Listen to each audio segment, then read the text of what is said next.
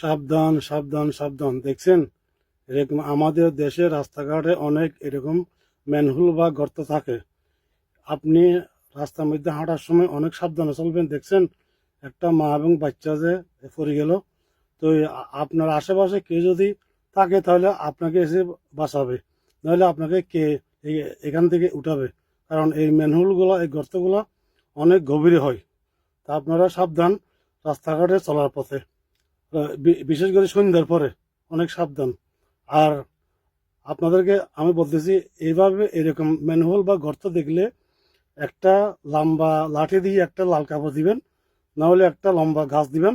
আর যদি না পারেন আশেপাশে যে কোনো কিছু স্কোয়ার থাকলে তাহলে ওইটা এনে গর্ত বা ম্যানহোলের উপরে বসা দিবেন।